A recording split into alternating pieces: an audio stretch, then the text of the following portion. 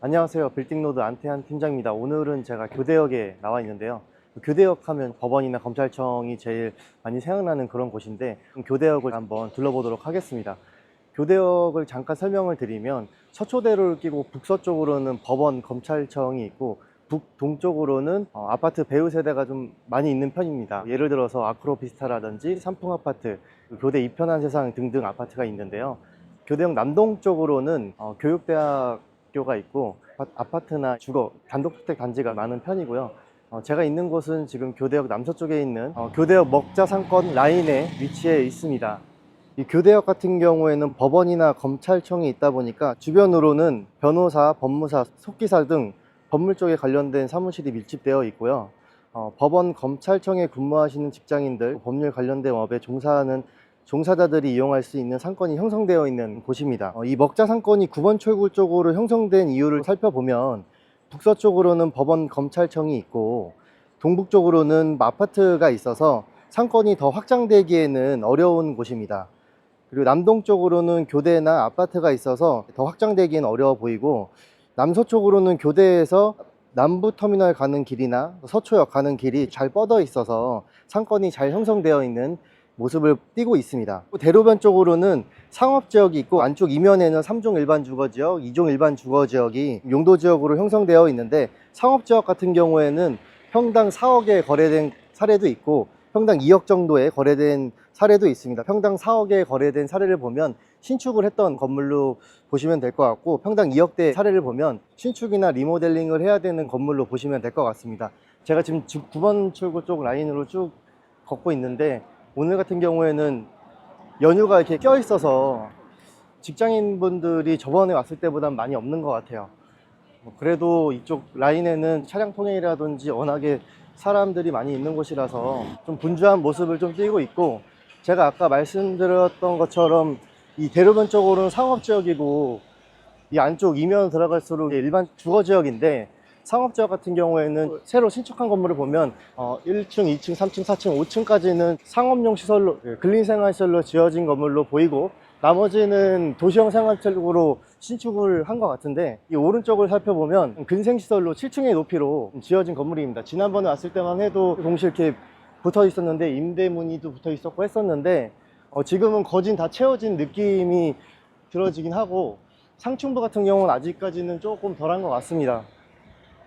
주변에 1층, 2층 같은 경우에는 음식점이라든지 뭐 이런 술집 같은 것들이 많이 좀 분포되어 있는 걸로 보이고, 그리고 상층부로 좀 올라갈수록 법률 사무실들이 많이 있네요. 9번 출구 쪽 같은 경우 보면 교대역에서 남부터미널 가는 방향으로 제가 걷고 있는데 쭉 잘 뻗어 있어요. 아까 말씀드렸다시피 교대역에서 서초역 가는 길도 쭉 잘 뻗어 있어서 그 라인들이 먹자 라인으로 잘 형성되어 있는데, 조금 아쉬운 건 뭐냐면 이 교대역에서 남부터미널 가는 방향에 교회랑 아파트가 보여요. 이 교회랑 아파트가 조금 상권을 좀 잘라먹는 느낌이 조금 들긴 합니다. 교대역 같은 경우는 안쪽에 있는 주거지역이 평당가가 1억에서 1억 2천 정도 거래 사례가 있는데, 임대료가 그렇게 비싼 편은 아닙니다.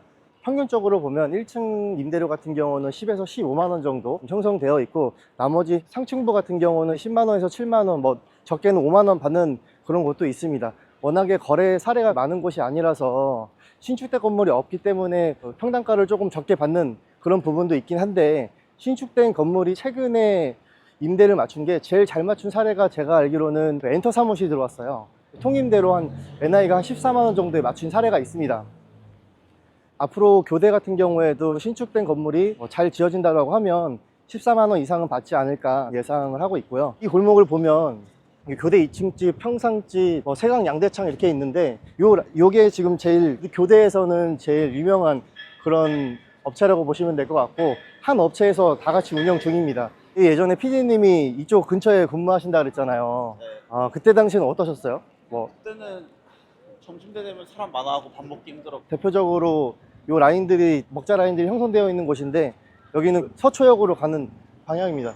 여기도 아까랑 비슷하게 1층이나 2층 같은 경우는 거의 음식점으로 되어 있고, 나머지 상층부는 법무법인도 있고 그냥 속기사 사무실도 있고 다 사무실로 되어 있습니다. 제가 아까는 평당가는 1억에서 1억 2천 사이에 거래가 됐지만 임대료는 낮다라고 표현을 했는데, 워낙에 신축된 건물도 없고 오래된 건물이 많다 보니까 임대료가 낮은 것도 있고요.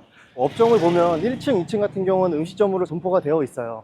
근데 상층부 같은 경우는 지금 다 사무실로 되어 있죠. 법무사 사무실이라든지 변호사 사무실로 되어 있어서 이런 업종 같은 경우는 임대료를 많이 주는 그런 곳은 아닙니다.